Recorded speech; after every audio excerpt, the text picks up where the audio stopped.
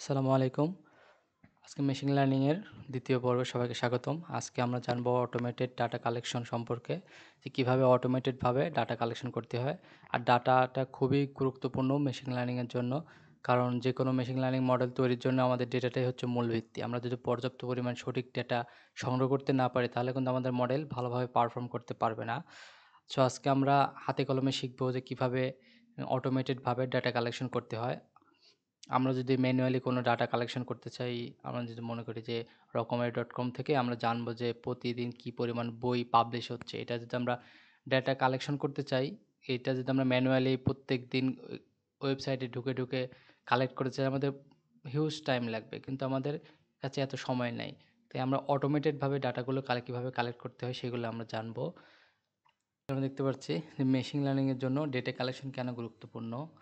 Data collection এই জন্য গুরুত্বপূর্ণ কারণ ডেটাই হচ্ছে মূল ভিত্তি যে কোনো মডেলের। আর ডেটার উপর বেসড করে ডেটা নিয়ে অ্যানালাইসিস করে বিভিন্ন আমরা অ্যাকশানে যাই, মডেলগুলো বিভিন্ন অ্যাকশনে যাই ডেটাকে অ্যানালাইসিস করার মাধ্যমে। তো ডেটাটা খুবই গুরুত্বপূর্ণ। এখানে যে আমরা দেখছি ইউজ কেস, আমরা কোন কোন জায়গায় অটোমেটেড ডেটা ইউজ করি। বেস্ট ইউজ কেস যদি দেখি, এখানে আছে এনএলপি, মানে হচ্ছে মেশিন ন্যাচারাল ল্যাঙ্গুয়েজ প্রসেসিং, মানে বিভিন্ন মেশিন লার্নিং মডেল তৈরির জন্য যেগুলো হিউম্যান মেসেজিং মাধ্যমে হ্যান্ডেল করে। যে আমি একটা কোশ্চেন করলাম, আমাকে মডেল একটা অ্যান্সার দিচ্ছে, যে হিউম্যানের মেসেজটাকে ডেটাকে অ্যানালাইসিস করে যে অ্যান্সারগুলো দেয়, এগুলো হচ্ছে এনএলপির মাধ্যমে হ্যান্ডেল করতে হয়। এরপরে আসে প্রাইস কম্প্যারিজন। বিভিন্ন প্রাইস কম্প্যারিজন অ্যানালাইসিস ডেটা প্রয়োজন হয় আমরা বিভিন্ন মডেলের জন্য, যে আজকের দিনের একটা প্রোডাক্টের প্রাইস কতটুকু বা কতটুকু বাড়লো কতটুকু কমলো, এই ডেটাগুলো অ্যানালাইসিস করতে হলে প্রত্যেক দিনের আমাদেরকে মার্কেট ভ্যালু সম্পর্কে জানতে হবে। তো এই জন্য কিন্তু আমাদের প্রতিদিন ম্যানুয়ালি ডেটা নেওয়ার কোনো পসিবল নেই। এই কারণে আমরা অটোমেটেডভাবে ডেটাগুলো নিয়ে থাকি। আবার আছে মার্কেট রিসার্চ। বিভিন্ন প্রোডাক্ট বা বিভিন্ন সার্ভিস সব কিছুর মার্কেট রিসার্চ করতে ডেটাটা খুবই গুরুত্বপূর্ণ। এবার আসে হচ্ছে নিউজ অ্যান্ড কন্টেন্ট মনিটরিং। আমরা প্রতিদিন যে কী পরিমাণে হিউজ নিউজ আসে এবং কন্টেন্ট আসে, এইগুলোর মধ্যে থেকে ফাইন টিউন বা ফাইনিং করতে হয়, বা সুসজ্জিত ডাটাগুলো বা নিউজকে বা একটা স্ট্রাকচার ওয়েতে সাজানোর জন্য আমাদেরকে ডাটাগুলো কালেক্ট করতে হয়। এবার আসছে লিড জেনারেশন। লিড জেনারেশন সবচেয়ে গুরুত্বপূর্ণ। এটা হচ্ছে বিজনেসের ক্ষেত্রে। কারণ আমি যদি একটা বিজনেস শুরু করতে চাই, আমি যদি কোনো সার্ভিস দিতে চাই, এই সার্ভিসটা কাদেরকে দেবো আমি? আমার অডিয়েন্স টার্গেটটা কারা? যারা আমার অডিয়েন্স, তাদেরকে টার্গেট করে আমি বিভিন্ন প্রমোশনাল মেসেজ দেই। এই যে মেসেজগুলো দেওয়া হয়, এগুলো একটা অডিয়েন্সকে টার্গেট করে। যেই ধরনের অডিয়েন্স আমি চাই, সেই ধরনের অডিয়েন্সের contact number, phone number, mail number collect করতে হয়। যে এইখানে লিড জেনারেশনটা খুব গুরুত্বপূর্ণ ভূমিকা পালন করে। যে এইভাবে আমরা অটোমেটেডভাবে ডাটাগুলো কালেক্ট করতে পারি অডিয়েন্সের কাছ থেকে বা বিভিন্ন ওয়েবসাইট থেকে। এটাকে বলা হচ্ছে লিড জেনারেশন। রিয়েল এস্টেটের ডাটাগুলো আমরা খুব সহজেই অটোমেটেডভাবে পেয়ে যাই। হচ্ছে একাডেমিক অ্যান্ড রিসার্চ প্রজেক্ট। বিভিন্ন একাডেমিক এবং রিসার্চ প্রজেক্টের জন্য ওই অটোমেটেড ডাটাগুলো খুব গুরুত্বপূর্ণভাবে আমাদের কাজে লাগে। এবার আসা হচ্ছে প্রোডাক্ট রিভিউ অ্যানালাইসিস।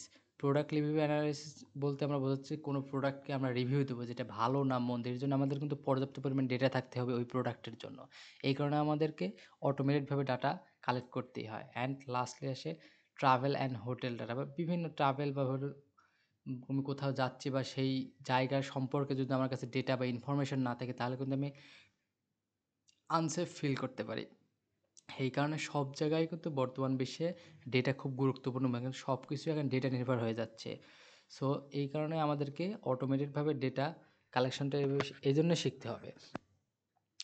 এখানে মূলত মেশিন লার্নিংয়ের জন্য যে ডেটা কালেকশনটা গুরুত্বপূর্ণ তা কিন্তু না। এখানে অনেক কেস আছে যেখানে আমাদেরকে ডেটাটা প্রয়োজন। আর এইখানে যদি আমরা ম্যানুয়ালি কোনো ডেটা নিতে চাই, সেখানে আমাদের হিউজ পরিমাণ টাইম লাগছে। আর যদি আমরা ম্যানুয়ালি না করে কোনো অটোমেটেড ফাংশন দিয়ে করি, সেটা কিন্তু আমাদেরকে সময়ও বাঁচাচ্ছে, শ্রমও বাঁচাচ্ছে।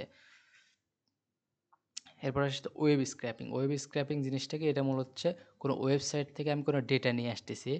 আমার কাছে যদি কোনো একটা ওয়েবসাইট থাকে, এই ওয়েবসাইট থেকে আমি ডেটা ম্যানুয়ালি না নিয়ে এসে অটোমেটেডভাবে আনতেছি।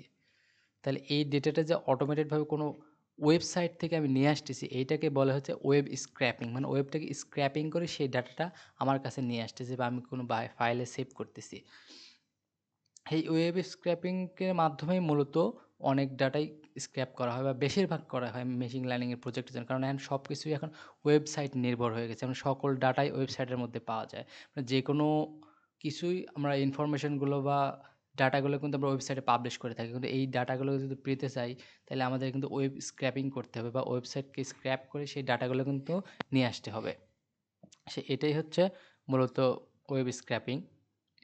অর্থাৎ ওয়েব স্ক্র্যাপিং হলো একটা সংগ্রহ প্রক্রিয়া যার মাধ্যমে ইন্টারনেট থেকে আমরা বিভিন্ন পদ্ধতিতে ডেটাটা সংগ্রহ করতে পারি। অর্থাৎ সহজ করে যদি বলি, আমরা একটি ওয়েবসাইটের মধ্যে বিভিন্ন বিষয়বস্তু, যেমন আমরা যদি কোনো টেক্সট আনতে পারি, কোনো ছবি, লিঙ্ক বা কোনো ভিডিও বা কোনো তালিকা, বিভিন্ন কিছু ডেটা আনতে পারি। এবারে কাঠামোগত বিন্যাস বা আমরা যদি কোনো সহজ ফরম্যাটে চাই বা আমি এই ডাটাগুলো কীভাবে আনবো, একটা সিএসভি ফরম্যাটে আনবো নাকি জেসন ফরম্যাটে নাকি ডেটাবেস ফরম্যাটে, এই যে বিভিন্ন ফরম্যাটে আমরা নিয়ে আসতে পারি। আচ্ছা, এইগুলো এইভাবে যে ডাটাগুলো আমি নিয়ে আসতে যাই, এই প্রক্রিয়াকে বলা হচ্ছে ওয়েব স্ক্র্যাপিং। মানে ডাটাগুলোকে স্ক্র্যাপিং করে।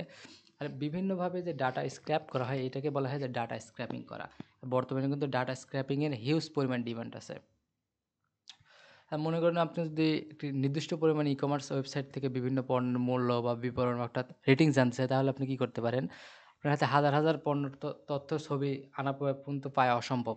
আমরা যদি চাই যে আমরা একটা রকমারি.com থেকে ২,০০০ বইয়ের মানে তথ্য আনবো, তো সেই ক্ষেত্রে কিন্তু আমরা যদি ম্যানুয়ালি কপি করতে অনেক হিউজ পরিমাণ টাইম লাগবে। তো এইটাই যদি আমি ওয়েব স্ক্র্যাপিংয়ের মাধ্যমে নিয়ে আসি, আমরা অল্প টাইমে ১০ মিনিট বা আপনার কম্পিউটার পারফরম্যান্সের উপর ডিপেন্ড করতেছে কত কম সময়ে আপনি বা ইন্টারনেট স্পিডের উপর অল্প সময়ের মধ্যে আমরা এটা পেয়ে যেতে পারি। অর্থাৎ এই ওয়েব স্ক্র্যাপিংয়ের একটা মূল উদ্দেশ্য আছে। এই মূল উদ্দেশ্যটা হচ্ছে অটোমেটেড ডাটা এক্সট্রাকশন, মানে হচ্ছে স্বয়ংক্রিয়ভাবে একটা ডাটা নিয়ে আসতে হবে। অর্থাৎ ম্যানুয়ালি ডেটা সংগ্রহের যে সময় এবং শ্রমটা আমরা দিচ্ছি সেই জিনিসটা থেকে আমরা যাতে কম সময়ে নিয়ে আসি, অর্থাৎ সময় এবং শ্রমকে বাঁচানো। এটা হচ্ছে টেকনোলজিস বিহাইন্ড ওয়েব স্ক্র্যাপিং, মানে হচ্ছে এই যে ওয়েব স্ক্র্যাপিং এইটার মানে পিছনে কী কী টেকনোলজি কাজ করে। এটা হচ্ছে ফার্স্ট অফ অল হচ্ছে এইচটিটিপি, অর্থাৎ এইচটিটিপি এর প্রোটোকল। এই প্রোটোকল যদি আমরা বুঝতে চাই তাহলে আমাকে জানতে হবে যে এইচটিটিপি, এটা আমরা সবাই জানি, hyper text transfer protocol secure. এটা হচ্ছে ওয়েবের যে ডেটা যে আদান প্রদান অর্থাৎ মৌলিক যে প্রোটোকলগুলো আছে এটা যখন আমরা যে বিভিন্ন ব্রাউজারে একটা ওয়েবসাইট বা অর্থাৎ কোনো ব্রাউজারে ভিজিট করি, তখন আমাদের ব্রাউজারের এই ওয়েব সার্ভারে একটা এইচটিটিপি বা এইচটিটিপিএস একটা গেট রিকোয়েস্ট পাঠায় এবং সার্ভারের যে ডেটাগুলো অর্থাৎ এইচটিএমএল, সিএসএস, জাভাস্ক্রিপ্ট বিভিন্ন একটা সার্ভারের ডেটা থাকে, সেগুলো দিয়ে রেসপন্স করে তারা। এটা রেসপন্সটা কীভাবে করে? এইচটিটিপিএস অর্থাৎ বা এইচটিটিপি বা এইচটিটিপিএস এর মাধ্যমে এই রেসপন্সটা করে তারা। এই ওয়েব স্ক্র্যাপিং টুলগুলো কিন্তু এই এইচটিটি বা এইচটিটিপিএস রিকোয়েস্ট পাঠায় এবং সার্ভার থেকে প্রাপ্ত যে রেসপন্সটা পায় তারা কিন্তু আমাদেরকে গ্রহণ করে আমাদেরকে রিটার্ন করে। এরপরে আসে আমাদের এইচটিএমএল। এইচটিএমএল কিন্তু আমরা সবাই ওয়েব ডেভেলপমেন্ট যারা শিখছি বা ওয়েব ডিজাইন সম্পর্কে যারা কাজ করে তারা কিন্তু সবাই জানে এইচটিএমএল কি। Hyper text markup language. এটা হচ্ছে ওয়েব পেজে বিভিন্ন স্ট্রাকচার তৈরি করার জন্য ইউজ করা হয়। এটা আমি যদি একটা কোনো ওয়েব পেজের বিভিন্ন একটা ওয়েব পেজ আঁকি, এখানে যদি আমি কোথায় কোন টেক্সটটা দেবো, কোথায় কোন ইমেজটা দেবো, কোথায় কোন সোর্স বা বিভিন্ন ডেটাগুলো আমি স্ট্রাকচার ওয়েতে সাজাবো, এটাই কিন্তু এইচটিএমএল মাধ্যমে করতে হয়। আর এইচটিএমএল যদি দেখি যে আমরা বিভিন্ন এইচটিএমএল এ যে ট্যাগ ইউজ করি, ট্যাগ ইউজ করে আমরা বিভিন্ন ডেটাগুলো বিভিন্ন জায়গায় সাজাই। এই যে ওয়েব স্ক্রিপ্টের মূল লক্ষ্য কিন্তু এই এইচটিএমএল কনটেন্টের ভেতর থেকে প্রয়োজন আমার যেই ডেটাটা প্রয়োজন সেই ডেটাটা খুঁজে বের করে নিয়ে আসবো। অর্থাৎ আমরা যদি দেখি যে এই যে ট্যাগ থাকে যে H1, H2, যে পি থাকে, তো ডিপ থাকে, বিভিন্ন স্প্যান, টেবিল, এই যে বিভিন্ন ট্যাগগুলো ইউজ করতে হয়, এই ট্যাগগুলো কিন্তু ইউজ করে আমরা বিভিন্ন কন্টেন্ট সাজাই এবং এই কন্টেন্ট ধরে ধরে আমরা কিন্তু বিভিন্ন ডাটা নিয়ে আসতে পারি। অর্থাৎ আমাদেরকে এই ওয়েব ডিজাইনের কিন্তু সামান্যতম বেসিক ধারণা রাখতে হবে। অর্থাৎ এইচটিএমএল এর বেসিক ধারণা রাখতে হবে কীভাবে কোন জায়গায় কোন স্ট্রাকচার ওয়েতে ডাটাগুলো সাজানো আছে, সেই স্ট্রাকচার অনুযায়ী আমরা ডাটাকে নিয়ে আসবো। অর্থাৎ আমি যে ওয়েবে একটা ভিউ দেখতেছি এটা কীভাবে সাজানো আছে এইটা সম্পর্কে যদি আমি এর পিছনের বিহাইন্ড দ্য স্টোরি না জানি তাহলে কিন্তু ডাটাটা বুঝতে পারবো না কোন স্ট্রাকচার ওয়েতে সাজানো আছে। এবার আসে সিএসএস, মানে হচ্ছে ক্যাসকেডিং স্টাইল শিট। এটা হচ্ছে সিএসএস যে ওয়েব পেজের স্টাইল করতে হয়। অর্থাৎ একটা এইচটিএমএলকে আমরা বলি কঙ্কাল, একটা ওয়েব পেজের কঙ্কাল বলা হয়। আর যে মানুষের সাথে যদি তুলনা করি তাহলে হচ্ছে HTML হচ্ছে মানুষের কঙ্কাল, এবং এই যে আমরা উপরে যেটা দেখতে পাই রক্ত মাংস, এগুলো হচ্ছে CSS, মানে হচ্ছে ডিজাইনটা বা স্ট্রাকচারটা দেয়। কারণ এই স্টাইল এবং লেআউট কিন্তু নির্ধারণ করে মূলত এই CSS এর মাধ্যমে। এই যে HTML উপাদানগুলো কিভাবে দেখাবে, অর্থাৎ রং, ফন্ট, আকার, অবস্থান, এই বিভিন্ন বিষয়গুলো কিন্তু হ্যান্ডেল করে এই CSS এর মাধ্যমে। যদিও CSS মানে অর্থাৎ সরাসরি ডাটা নির্ধারণ করে না, অর্থাৎ ধারণ করে না, কিন্তু পাশে কিন্তু HTML উপাদানকে চিহ্নিত করতে সাহায্য করে আমাদেরকে। কোথায় ক্লাস আছে, কোথায় আইডি আছে, বা বিভিন্ন অ্যাট্রিবিউট ব্যবহার করে আমরা এইগুলো করতে পারি, বা স্ক্র্যাপিং এ সাহায্য করে এগুলা। অর্থাৎ CSS এ যদি আমরা বিভিন্ন অ্যাট্রিবিউট দেখি যে div আছে, ক্লাস, অর্থাৎ স্প্যান আইডি, বিভিন্ন ধরনের ডেটা থাকে। এরপর আসা হচ্ছে জাভাস্ক্রিপ্ট। জাভাস্ক্রিপ্ট হলো হচ্ছে একটা প্রোগ্রামিং ল্যাঙ্গুয়েজ, যেটা হচ্ছে আধুনিক ওয়েবসাইটগুলো বানানোর জন্য খুবই গুরুত্বপূর্ণ ভূমিকা পালন। এই যে বিভিন্ন ওয়েবসাইটে যে আমরা বিভিন্ন ফর্ম ফিল আপ করি, বিভিন্ন টেক্সট মানে লোড করি, বা বিভিন্ন ধরনের পেজ আপডেট করি, ফর্ম সাবমিশনের যে সিস্টেমগুলো কাজ করে, বা বিভিন্ন ধরনের ইন্টারেক্ট করার যে স্ট্রাকচার ওয়েতে, এগুলো কিন্তু জাভাস্ক্রিপ্টের মাধ্যমে হ্যান্ডেল করা হয়। আর এটা কিন্তু আধুনিক যে ওয়েবসাইটগুলো আছে এগুলো কিন্তু খুব গুরুত্বপূর্ণভাবে ব্যবহার করা হচ্ছে। অর্থাৎ বর্তমানে ম্যাক্সিমাম ওয়েবসাইটই কিন্তু জাভাস্ক্রিপ্টের মাধ্যমে হ্যান্ডেল করা, যা আধুনিক ওয়েবসাইটগুলোর জন্য খুব সুবিধা আমাদের। জাভাস্ক্রিপ্টের যে এই যে আমরা যদি কোনো ওয়েব স্ক্র্যাপিংয়ের জন্য HTML ধরে কাজ করি, তাহলে কিন্তু এখানে পাবো না, কারণ এটা হচ্ছে HTML সরাসরিভাবে সোর্স করতেছে না এখানে। এরপর আসে হচ্ছে ডোম ডকুমেন্ট অবজেক্ট মডেল। ডোম ডকুমেন্ট অবজেক্ট বলতে বোঝানো হচ্ছে যে আমাদের HTML আর যে XML, এই যে ডকুমেন্টের একটা প্রোগ্রামিং যে ইন্টারফেস অর্থাৎ API, যখন একটা ওয়েব পেজ লোড হয়, অর্থাৎ ব্রাউজার যে সেই পেজের জন্য একটা ডোম তৈরি করে, মানে হচ্ছে একটা ট্রি তৈরি করে, এভাবে একটা ট্রি তৈরি করে, বিভিন্ন ট্রির একটা করে নোড থাকে, অর্থাৎ প্রতিটি নোডে ওয়েব পেজের একটা উপাদান, অর্থাৎ বিভিন্ন প্যারাগ্রাফ থাকতে পারে, বিভিন্ন লিঙ্ক থাকতে পারে, এগুলোভাবে প্রেজেন্ট করে এগুলা। এই যে ওয়েব স্ক্র্যাপিংয়ে যদি আমরা এই টুলগুলো অর্থাৎ ডোম যদি ব্যবহার করে কোনো ওয়েব পেজ থেকে উপাদানগুলোকে অ্যাক্সেস করতে চাই, অর্থাৎ পরিবর্তন করে ভেতর থেকে ডেটা বের করতে চাই, তাহলে কিন্তু সব ফ্রেমওয়ার্ক বা লাইব্রেরি ইউজ করলে হবে না। এক্ষেত্রে আমাদেরকে পাইথনের একটা জনপ্রিয় লাইব্রেরি আছে বিউটিফুল সোপ বা সেলেনিয়াম, কিন্তু উভয় কিন্তু ডোমের ট্রির মাধ্যমে নেগেভেট করে ডেটা খুঁজে বের করা যায়। এখানে যদি আমরা স্ক্র্যাপি বা রিকোয়েস্ট লাইব্রেরি ইউজ করি, সেক্ষেত্রে কিন্তু আমাদের বেটার ফলাফল নাও পেতে পারি, বা অ্যাক্সেস নাও দিতে পারে আমাদেরকে। এবারে হচ্ছে লোকেটর, অর্থাৎ লোকেটর জিনিসটা কি? লোকেটর জিনিসটা হচ্ছে একটা লোকেশন, বা আমি একটা প্রোডাক্ট বা যেটা আমি একটা ওয়েব পেজে থাকতেছে, আমি যে এখানে আমার নাম দেই সানজিদ, আমি যে মনে করি আমার এই ওয়েব পেজে এই নামটা স্টোর করা আছে, এই যে নামটা আছে এটা কোথায় লোকেট করা আছে, তো এর লোকেশনটা কোথায়, এই লোকেশনটা যদি আমি খুঁজতে যাই, তাহলে আমি যদি এই ওয়েব পেজটার ইন্সপেক্ট করি,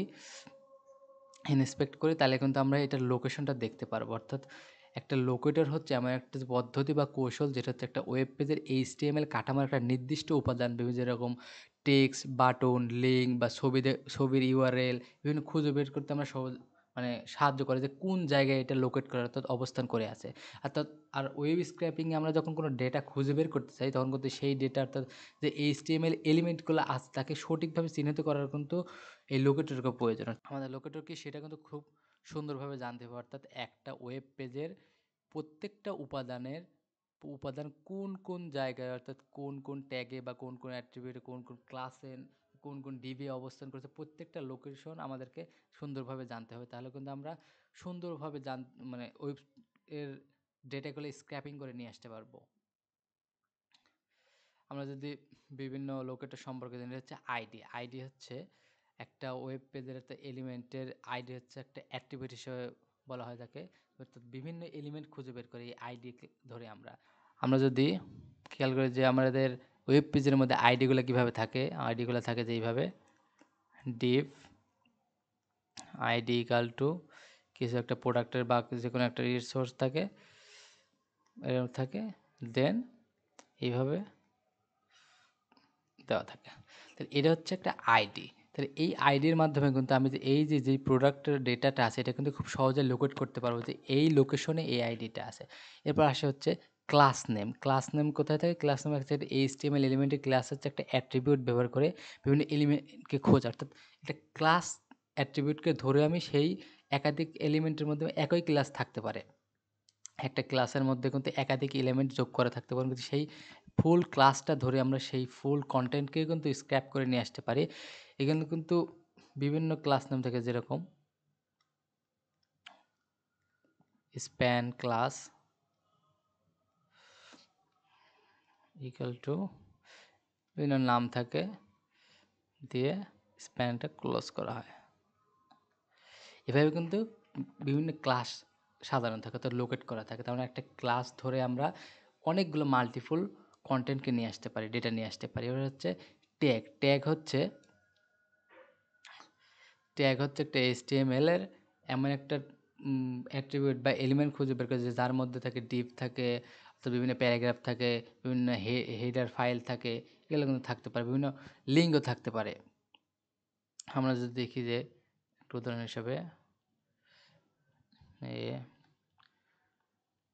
যে হিসেবে যে লিঙ্কগুলো দেওয়া থাকে, একটা লিঙ্ক দিলাম, এভাবে কিন্তু একটা ট্যাগ নেম থাকে। এবার হচ্ছে লিঙ্ক টেক্সট হচ্ছে একটা অ্যাঙ্কর ট্যাগ। মানে আমরা যে এই যে অ্যাঙ্কর ট্যাগগুলো ইউজ করি, এই অ্যাঙ্কর ট্যাগে যে দৃশ্যমান টেক্সটটা ব্যবহার করা হয়, এর মধ্যে কিন্তু বিভিন্ন লিঙ্ক দেওয়া থাকতে পারে। এই লিঙ্কটাকে খুঁজে বের করার জন্য এই লিঙ্ক টেক্সটটা ব্যবহার করতে হবে। বিভিন্ন উদাহরণ হিসেবে আসে, যে উপরে যে একটা উদাহরণ দিলাম সেমভাবে দিতে পারি আমরা। এই রেপ ইকুয়াল টু একটা কোনো লিঙ্ক দিলাম, অ্যাবাউট আস দিয়ে, এভাবে কিন্তু ইউজ করা হয় এইগুলা। তো এইগুলা আমরা এই যে লোকেটরগুলো ইউজ করে কিন্তু খুব সহজেই আমরা কোনো কন্টেন্টকে নিয়ে আসতে পারি। পার্শিয়াল লিঙ্ক টেক্সট কিন্তু সিমিলার অংশই, লিঙ্ক টেক্সটের মুক্তই। সিএসএস সিলেক্টর হচ্ছে সিএসএস এর নিয়মাবলী ব্যবহার করে একটা বিভিন্ন এলিমেন্ট খুঁজে বের করে একটা শক্তিশালী পদ্ধতির মধ্যে আছে আইডি আইডি ক্লাস, দেন বিভিন্ন ট্যাগ নাম থাকতে পারে, বা বিভিন্ন অ্যাট্রিবিউটের সমানে একটা জটিল সিলেক্টর তৈরি করা যায়। অর্থাৎ উদাহরণ হিসেবে যদি আমরা দেখি, ডিপ হেডার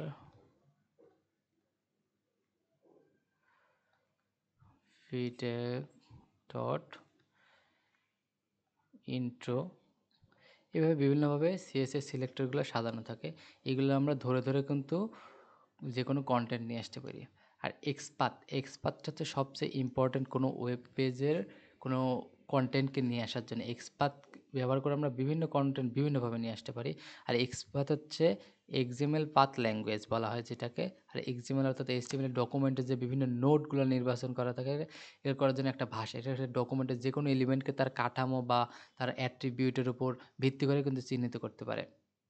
এটার যদি আমরা উদাহরণ দেখি, আমরা যে কোনো ওয়েব পেজের যদি ইন্সপেক্ট করি, তাহলে এখানে আমরা এক্সপার্ট যদি কপি করি, এক্সপার্টটা কিন্তু এইভাবে থাকে,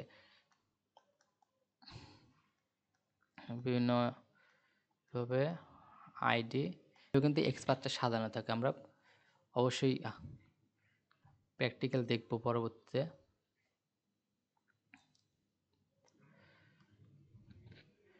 এটা হচ্ছে programming language for web scraping. এই যে প্রোগ্রামিং ল্যাঙ্গুয়েজটা ইউজ করব, আমরা কোন প্রোগ্রামিং ল্যাঙ্গুয়েজ ইউজ করে আমরা ওয়েব স্ক্র্যাপিংটা করব। আমরা যেহেতু ডিজিটাল ওয়ার্ল্ডে এক্সিস্ট করি, আমাদের কিন্তু অনেক প্রোগ্রামিং ল্যাঙ্গুয়েজ এই মুহূর্তে আমাদের পরিচিত আছে, যেমন C plus plus, JavaScript, Python, বিভিন্ন প্রোগ্রামিং ল্যাঙ্গুয়েজ আছে। এদের মধ্যে প্রত্যেকটা প্রোগ্রামিং ল্যাঙ্গুয়েজ ইউজ করে কিন্তু আমরা ওয়েব স্ক্র্যাপিং করতে, কিন্তু জনপ্রিয় হচ্ছে পাইথনের মধ্যে বিভিন্ন বিল্ট ইন লাইব্রেরি আছে, অনেক ফ্রেমওয়ার্ক আছে, যেগুলো সহজেই আমরা ফ্রেমওয়ার্কগুলো কল করে বা লাইব্রেরিগুলো কল করে খুব সুন্দরভাবে কিন্তু ওয়েব স্ক্র্যাপিংয়ের যে এনভায়রনমেন্টটা প্রয়োজন সেগুলো কিন্তু সহজে নিয়ে আসতে পারি। অর্থাৎ পাইথন হচ্ছে একটা ডেটা সংগ্রহের জন্য একটা আদর্শ প্রোগ্রামিং ল্যাঙ্গুয়েজ। বিশেষ করে ওয়েব স্ক্র্যাপিং করা যায় বা বিভিন্ন বেসিক লার্নিংয়ের কাজ কিন্তু মেইনলি পাইথন ইউজ করে করা হয়। অর্থাৎ পাইথন ইউজ করার কারণ হচ্ছে সহজবোধ্য এবং পড়তে সহজ হয়। কিন্তু পাইথন ল্যাঙ্গুয়েজটা এমনভাবে সাজানো, এটা কিন্তু যে কোনো মানুষ সহজেই কিন্তু শিখতে পারে। কিন্তু এই পাইথন ইউজ করার কারণ হচ্ছে easy to learn and read, মানে সহজেই পড়া যায় এবং শেখা যায়। আর এই পাইথনের সবচেয়ে বড় ব্যাপারটা যেটা হচ্ছে, সেটা হচ্ছে বিশাল লাইব্রেরি ইকোসিস্টেম আছে। অর্থাৎ পাইথনের একটা বিশাল অর্থাৎ শক্তিশালী লাইব্রেরি আছে সংগ্রহ, যাতে বিভিন্ন ডেটা বা ডেটা প্রসেসিং বা ডেটা অ্যানালাইসিস বা মেশিন লার্নিংয়ের জন্য খুব গুরুত্বপূর্ণ লাইব্রেরিগুলো এখানে সেটআপ করা আছে। আমরা কোন লাইব্রেরিগুলো ইউজ করে ওয়েব স্ক্র্যাপ করতে পারবো পরবর্তীতে অবশ্যই দেখব। অনেকে আবার বলতে পারেন যে আমরা কেন পাইথন ইউজ করেই ওয়েব স্ক্র্যাপিংটা করব। আমরা অন্য কোনো ল্যাঙ্গুয়েজ ইউজ করতে পারব না। কারণ হচ্ছে অন্যান্য প্রোগ্রামিং ভাষা যেমন জাভা আছে, রুবি আছে, জাভা স্ক্রিপ্ট আছে, এগুলো কিন্তু করাও সম্ভব। কিন্তু তবে পাইথনের মধ্যে যে এই যে সহজবোধ্যতা, বিশাল library support, data science, machine learning এর বিশেষ মানে ইকোসিস্টেমগুলো যে সাজানো আছে, এগুলো এই ভাষাগুলো কিন্তু সাধারণত অন্য কোনো ভাষায় পাওয়া যায় না। বিশেষ করে এনএলপির যে ক্ষেত্রে আমরা যে ন্যাচারাল ল্যাঙ্গুয়েজ প্রসেসিং এর যে বিষয়গুলো দেখব পরবর্তীতে, অর্থাৎ পাইথনের যে এনএলটিকে বা স্ক্যাসি বা ট্রান্সফরমারের মতো বিভিন্ন লাইব্রেরিগুলো যা আছে, এগুলো কিন্তু মেশিন লার্নিংয়ের জন্য ডেডিকেটেডভাবে তৈরি করা। এগুলো কিন্তু শুধুমাত্র পাইথনেই পাওয়া যায়। যার কারণে পাইথন ইউজ করে আমরা সবকিছু করব মেশিন লার্নিংয়ের। দেখি যে ডাটা কালেকশনের জন্য পাইথনের বেশ কিছু জনপ্রিয় লাইব্রেরি। বিভিন্ন লাইব্রেরি আছে, এর মধ্যে আছে বিউটিফুল সোপ, সেলেনিয়াম, রিকোয়েস্ট, স্ক্র্যাপি, পাপেটার, নোড.জেএস এর জন্য কার্যকর। আমরা এই যে বিভিন্ন লাইব্রেরিগুলো আছে, আমরা কোনটা ইউজ করে শিখব? আমরা সাধারণত সেলেনিয়াম ইউজ করেই শিখব। কিন্তু এই যে প্রত্যেকটা লাইব্রেরিটা কিসের জন্য তৈরি করা, আমাদের এই বিষয়গুলো জানতে। বিউটিফুল সোপ আছে, এই বিউটিফুল এই সোপটা এই লাইব্রেরিটা ইউজ করা হয় মূলত পাইথনের যে এইচটিএমএল বা এক্সএমএল ফাইল পার্স করা হয়, এইটা ব্যবহার করে কিন্তু এই যে ওয়েব স্ক্র্যাপিংটা করা হয়।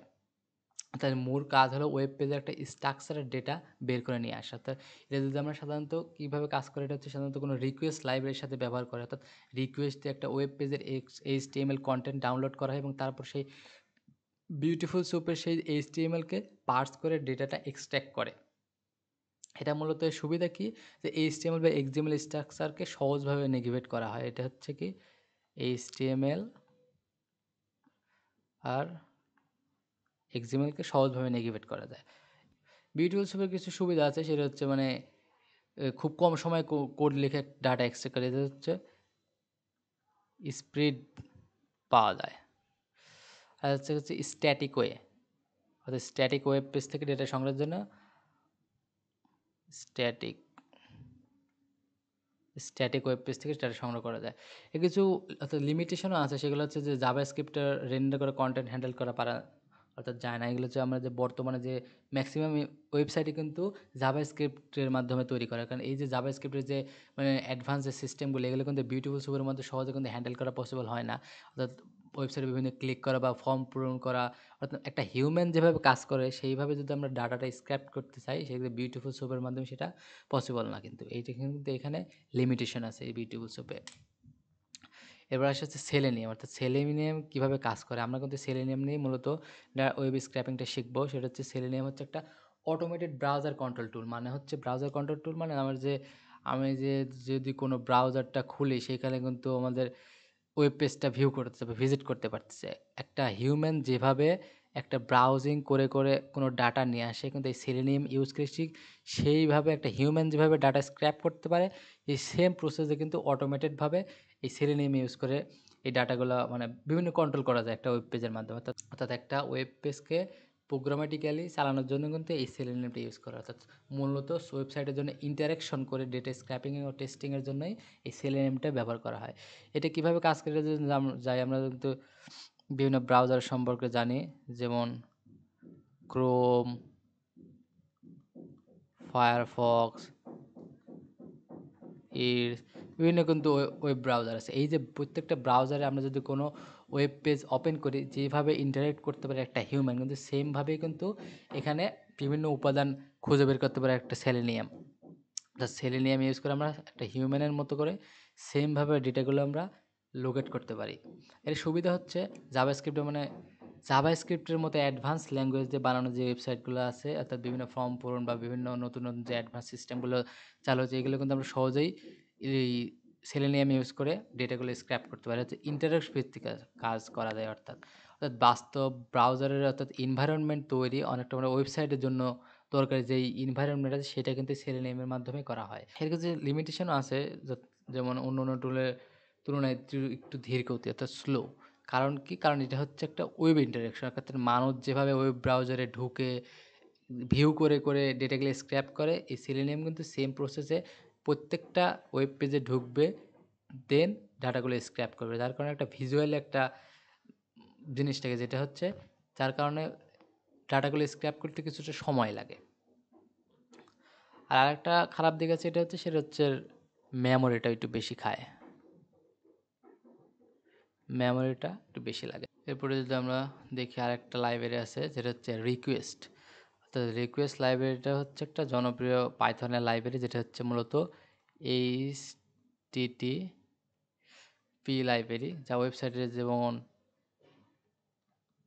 গেট, পোস্ট, এই যে প্রভৃতি মানে বিভিন্ন রিকোয়েস্টে পাঠানো যায় বিভিন্ন কন্টেন্টের জন্য এইচটিএমএল বা জেসন, এই সেই কন্টেন্টগুলো এইচটিএমএল বা জেসন ফরম্যাটে এগুলো কিন্তু নিয়ে আসতে পারে। এই রিকোয়েস্টে শুধুমাত্র সার্ভারে এইচটিটিপি রিকোয়েস্ট পাঠায় এবং সার্ভারের যে রেসপন্স সেটা কিন্তু আমাদের হিউম্যানের কাছে রিটার্ন করে। অর্থাৎ তারপর যে ডেটা বা অন্য অন্য টুল যেমন বিউটিফুল সোপ দিয়ে বিভিন্নভাবে প্রসেস করা যায়, এটা কিন্তু সেমভাবে প্রসেস করা যায়। অর্থাৎ এইচটিটিপি সার্ভারের কাছে রিকোয়েস্ট পাঠায়, এর সেখান থেকে আমাদেরকে রিটার্ন করে। এইভাবে কিন্তু এই রিকোয়েস্ট লাইব্রেরিটা কাজ করে।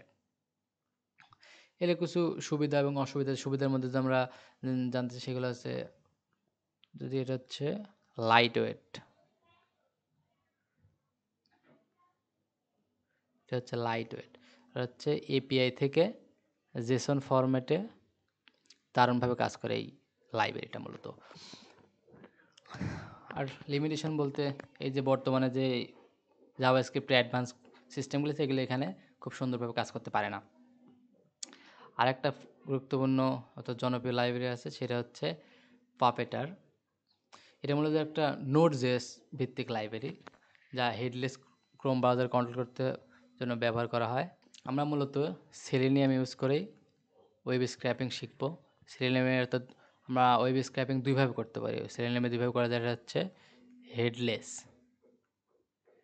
হেডলেস বলতে বোঝাচ্ছে মাথা ছাড়া। আর মাথা ছাড়া বলতে আমরা সেলেনিয়ামে মূলত কাজ করে একটা ওয়েব ব্রাউজার, আমি যে কিছুক্ষণ আগে বললাম যে হিউম্যান যেভাবে বিভিন্ন মানে ওয়েব ব্রাউজারে ঢুকে ওয়েবসাইট ওপেন করে ভিজুয়ালি যেমনভাবে দেখে দেখে একটা ডাটা নিয়ে আসে, সেম প্রসেসে সেলেনিয়াম কিন্তু ভিজুয়ালি একটা ব্রাউজারে ঢুকে ডাটাগুলো স্ক্র্যাপ করে নিয়ে আসে। এটা হচ্ছে হেডলেস যদি বলি তাহলে সেটা করবে না, মানে অর্থাৎ সে বিহাইন্ড, অর্থাৎ তার ব্যাকএন্ডে কাজ চলবে, আমরা সামনে দেখতে পারবো না কোনো কিছু, কিন্তু সে মানে ডাটা স্ক্র্যাপিং করতে থাকবে। এটা হচ্ছে হেডলেস, মানে কোনো কিছু ভিজুয়ালে দেখা যাবে না। আর একটা হচ্ছে without headless. Without headless, without headless, without without headless, এটার মাধ্যমে আমরা ভিজুয়ালি দেখতে পারবো যে কীভাবে কাজগুলো হচ্ছে, কীভাবে ডাটাগুলো স্ক্র্যাপ করতেছে, এটা ভিজুয়ালি দেখতে পাবো। এটা হচ্ছে উইদাউট। আমরা যখন যখন বিগিনার লেভেলে শিখবো, প্রথমে আমরা উইদাউট হেডলেসই দিয়েই শিখবো। উইদাউট হেডলেসের একটা অসুবিধা হচ্ছে টাইম স্পিড ক্রোম, মানে হচ্ছে টাইম বেশি লাগে, টাইম অনেক বেশি লাগে। আর হেডলেস মোড ইউজ করলে অল্প সময়ে অনেক ডাটা স্ক্র্যাপ করা যায়। আমরা যখন প্রোডাকশন লেভেলে যাব, অর্থাৎ বিভিন্ন এজেন্সি বা বিভিন্ন মডেলের জন্য, অর্থাৎ মানে প্রফেশনাল পর্যায়ে যখন কোনো ডাটা বা কোনো প্রজেক্টের জন্য ডাটা স্ক্র্যাপ করব, তখন আমরা হেডলেস মোডে ইউজ করব। তখন আমাদেরকে একটা প্রোডাকশন লেভেলে কাজ করার জন্য অর্থাৎ খুব দ্রুত সময় প্রয়োজন। কিন্তু আমরা যখন শিখতেছি, আমরা যখন কোনো টেস্টিং ফেজে যাব, তখন আমরা অর্থাৎ উইদাউট হেডলেস দিয়েই ট্রাই করব। যখন তাহলে আমরা বুঝতে পারবো কীভাবে ডাটাগুলো স্ক্র্যাপ করছে, আমরা চোখের সামনে দেখতে পারবো। সেলেনিয়াম ইউজ করে কীভাবে ডাটা স্ক্র্যাপ, এটা হচ্ছে বেসিক একটা কোড। এই যে সেলেনিয়াম যে লাইব্রেরিটা আপনাদেরকে ইম্পোর্ট করতে হবে। আমরা যদি এখানে একটা ফাইল বানাই,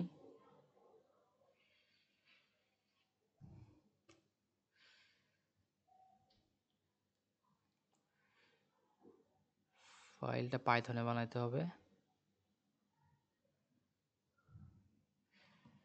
এমএল ডাটা স্ক্র্যাপ এ নামে ফাইল বানালাম।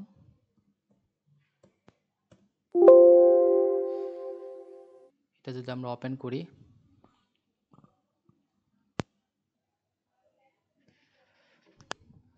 সো সেলেনিয়াম ইউজ করে আমরা যদি ওয়েব স্ক্র্যাপিং করতে চাই, তাহলে আমাদেরকে সেলেনিয়াম লাইব্রেরিটা তোমাদের টার্মিনাল গেলে পিপ ইনস্টল সেলেনিয়াম, এটা যদি এন্টার দেন, তাহলে কিন্তু সেলেনিয়ামটা ইনস্টল হয়ে যাবে আপনার কম্পিউটারে।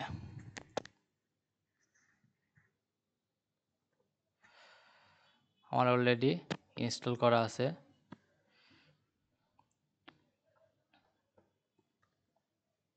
সাকসেসফুলি যখন আপনাদের কম্পিউটারে সেলেনিয়ামটি ইনস্টল হয়ে যাবে তখন আপনারা কোডে চলে আসবো।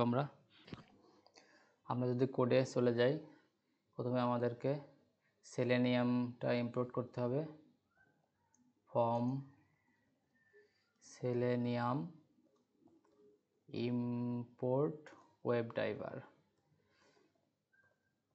সাজেস্টে দিয়েছে এই যে ওয়েব ড্রাইভার, এটা হচ্ছে কেন আমরা লিখবো, কারণ হচ্ছে একটা সেলেনিয়ামের লাইব্রেরি থেকে ওয়েব ড্রাইভার একটা মডিউল ইম্পোর্ট করে। আর ওয়েব ড্রাইভার হচ্ছে সেলেনিয়ামের একটা মূল অংশ বা মেইন পার্ট, যেটা হচ্ছে ব্রাউজারের সাথে ইন্টারাক্ট করতে পারে। আমি যেটি ইম্পোর্ট করলাম এটা হচ্ছে আমার যে ব্রাউজার থেকে ডাটাটা স্ক্র্যাপ করবে সেই ব্রাউজারের সাথে এটা সরাসরি ইম্পোর্ট করবে এই ওয়েব ড্রাইভার। অর্থাৎ এটা মানে বিভিন্ন ক্রোম, ফায়ারফক্স, ইজ বা বিভিন্ন ধরনের ব্রাউজারের প্রোগ্রামিং ঠিকভাবে নিয়ন্ত্রণ করতে সাহায্য করবে হচ্ছে এই ওয়েব ড্রাইভার। এরপরে আমাদেরকে আনতে হবে ফ্রম সেলেনিয়াম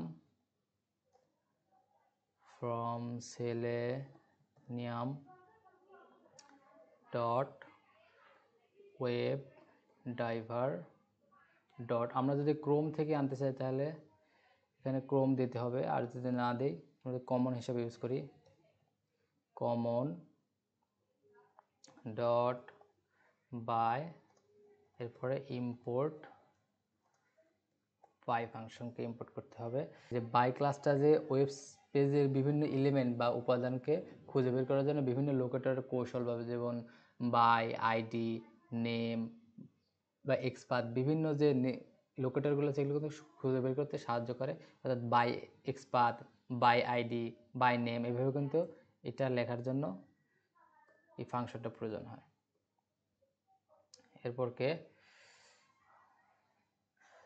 এরপর আরেকটা লাইব্রেরি ইউজ করতে হবে, সেটা হচ্ছে টাইম। এটা আমরা কেন ইম্পোর্ট করব, কারণ হচ্ছে আমাদের যে যখন স্ক্র্যাপিং করব তখন আমাদেরকে অটোমেটেডভাবে কাজ করবে, তখন আমাদেরকে একটা সময় দিতে হবে, একটা নির্দিষ্ট, অর্থাৎ এই সময়ের মধ্যে ডিলে করবে, এই সময়ের মধ্যে এই পেজে এসে এতটুকু সময়ের মধ্যে চালু হবে, কোয়াইট হবে, বিভিন্ন সময়ের যে মেইনটেনেন্স ব্যাপারগুলো আছে এগুলো এই টাইমের মাধ্যমে করা হয়। এইগুলাই ইম্পোর্ট করতে হবে। এরপরে যদি আমরা মেইন কাজের অ্যাকশনে চলে যাই, হচ্ছে driver equal to web driver dot, আমরা যেহেতু ক্রোম ব্রাউজার ইউজ করব সেজন্য এখানে ক্রোম ফাংশনটাকে দিয়ে দিচ্ছি। এরপরে আমরা কোন ব্রাউজার অর্থাৎ কোন অ্যাড্রেস থেকে আমরা ডাটাটা স্ক্র্যাপ করব সেই জিনিসটাকে বসাতে হবে। ড্রাইভার ডট গেট মানে হচ্ছে কোন জায়গা থেকে আমি পাবো, এই যে ফাংশনটা দিয়ে দিছে। অর্থাৎ আমরা যদি ক্রোম ব্রাউজারে ঢুকি, আমরা যদি bicroy.com-এ যাই,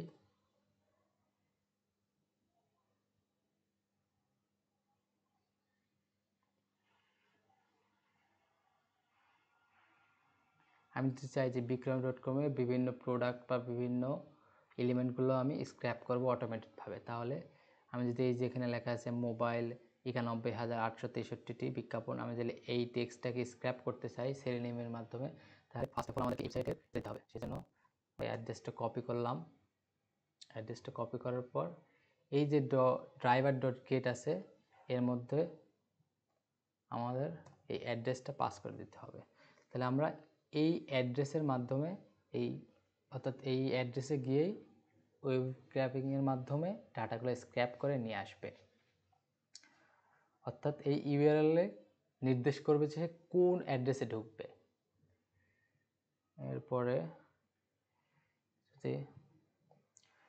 এবং সেই কোন ডাটাটা স্ক্র্যাপ করে, এটা আমাদেরকে একটা টাইটেল নিয়ে টাইটেলের মধ্যে ঢুকিয়ে রাখলাম।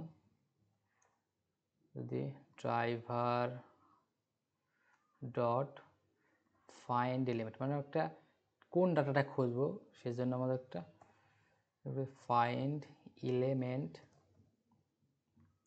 ফাইন্ড এলিমেন্ট কী দেবো আমরা, কী হিসাবে ই করবো, আমরা এক্সপাথ হিসাবে কন্টেন্ট করবো। তাহলে আমরা এখানে লিখতে হবে by dot X path and comma দিয়ে আমাদের সেই এক্স পাথটা বসাইতে হবে। এক্স পাথটা আমরা কীভাবে পাবো, আমরা যদি ব্রাউজারে যেই, আমরা যদি এই যে মোবাইলের এই সেকশনটা অর্থাৎ এই ক্লাসটাকে আমরা যদি স্ক্র্যাপ করতে, তাহলে এখানে কার্সরে গিয়ে এই যে ইন্সপেক্ট করব,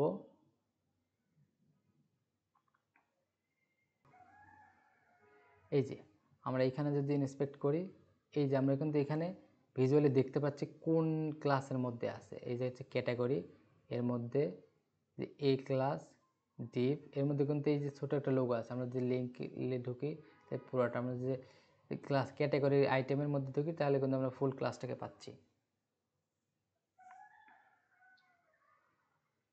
অর্থাৎ এই যে ডিপ ক্লাস ইনফো এটাই কিন্তু, তাহলে এইখানে যদি আমরা রাইট ক্লিক করি,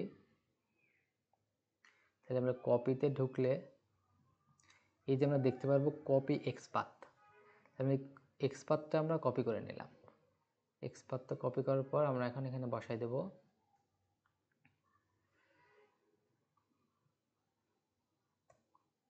আমরা এক্সপাথটা ঢুকাই দিলাম।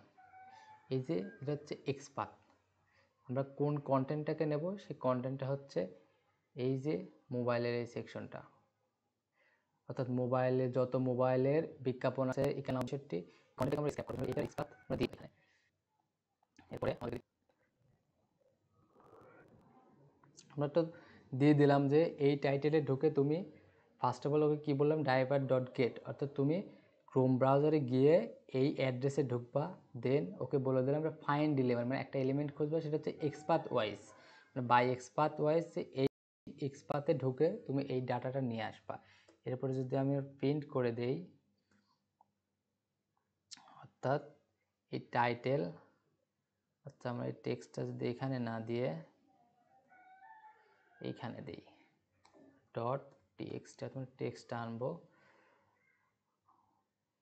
আর একটা কাজ করতে হবে, সেটা হচ্ছে আমরা টাইম সেট করে দিতে পারি, এটা কতটুকু ওয়েট করবে। টাইম এখানে 5 না দিয়ে 10 দিতে পারি। দেন ড্রাইভার ডট কোয়াইট, মানে কাজটা শেষ হওয়ার পরে সেটা অফ হয়ে যাবে। এখন এই যে আমরা কোডটা লিখলাম, এটা হচ্ছে আমরা ফার্স্ট অফ অল সেলেনিয়ামের যে লাইব্রেরিটা সেটা ইম্পোর্ট করছি, অ্যান্ড দেন আমরা ইম্পোর্ট করছি বাই। এই বাইয়ের মাধ্যমে কি আমরা কীভাবে ডাটা এক্সপাথ ওয়াইজ নাকি ক্লাস ওয়াইজ নাকি আইডি ওয়াইজ কীভাবে নেবে সেটা ধরার জন্য আমরা এই বাইটা ইম্পোর্ট করছি। দেন টাইম, মানে কতটুকু টাইম নেবে স্ক্র্যাপ করতে, আমরা সেটাও কিন্তু কত ফাস্ট হবে নাকি কত স্লোলি হবে সেটাকে নির্ধারণ করতে পারি। তারপর হচ্ছে আমাদের ওয়েব ড্রাইভার কীভাবে ইউজ করবো, আমরা ক্রোমের মাধ্যমে আমরা যদি ফায়ারফক্স ইউজ করতাম তাহলে আমরা ক্রোমের জায়গায় ফায়ারফক্স দিতাম। হচ্ছে ড্রাইভার ডট গেট, এখানে আমরা যেই ওয়েব পেজ থেকে আমরা ডাটাটা স্ক্র্যাপ করব সেই ওয়েব পেজের অ্যাড্রেসটা এখানে দিতে হবে। দেন টাইটেলের মধ্যে আমরা ঢুকাই রাখছি কি ড্রাইভার ডট ফাইন্ড এলিমেন্ট, অর্থাৎ কোন এলিমেন্টটাকে সে নিয়ে আসবে, অর্থাৎ এক্সপাথ ওয়াইজ সে নিয়ে আসবে যে এই এক্সপাথে যেই কন্টেন্টটা আছে সেই কন্টেন্টটাকে সে টেক্সট আকারে স্ক্র্যাপ করে নিয়ে আসবে। অ্যান্ড সেই আমরা এখানে টার্মিনালে দেখব আসলে সেটা স্ক্র্যাপ হয়েছে কিনা, এই কারণে আমরা প্রিন্ট করে দেখব।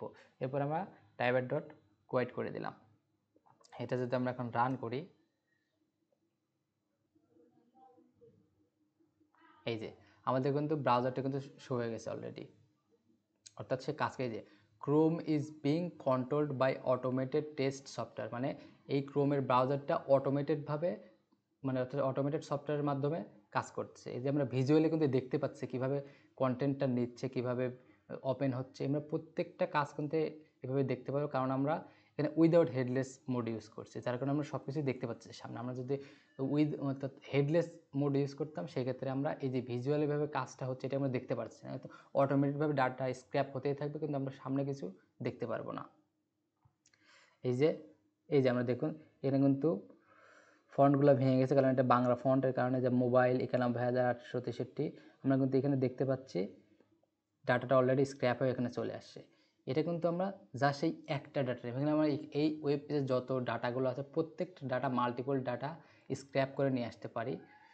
যত ডাটা আছে সব কিন্তু নিয়ে আসতে পারি স্ক্র্যাপিংয়ের মাধ্যমে। তাহলে আমরা দেখলাম আজকে যে একটা ওয়েব পেজের মাধ্যমে অর্থাৎ বিভিন্ন ব্রাউজারের মাধ্যম দিয়ে কোনো অ্যাড্রেসে ঢুকে কিভাবে একটা এক্সপাথের মাধ্যমে কন্টেন্ট স্ক্র্যাপ করে নিয়ে আসতে হয়। পরবর্তী ভিডিও আমরা মাল্টিপল কন্টেন্ট কিভাবে আনে, অর্থাৎ মাল্টিপল পেজ থেকে মাল্টিপল কন্টেন্ট কিভাবে আনে সেই বিষয়গুলো আমরা দেখব। আজকে এতটুকু পর্যন্তই। আপনারা নিজেরা টেস্ট করে দেখতে পারেন, অবশ্যই আমাকে জানাবেন। আর আমি একটা ফেসবুক গ্রুপ খুলে ডিসক্রিপশনে দিয়ে দেব। আপনারা এইভাবে সেম প্রসেসে একটা কোনো ওয়েবসাইটে ডাটা স্ক্র্যাপিং করতে পারেন কিনা এটা কিন্তু আপনারা গ্রুপে অবশ্যই জানিয়ে দিবেন। না পারলে অবশ্যই বলবেন, আমি সাহায্য করার চেষ্টা করব। সো আজকে এতটুকু পর্যন্তই।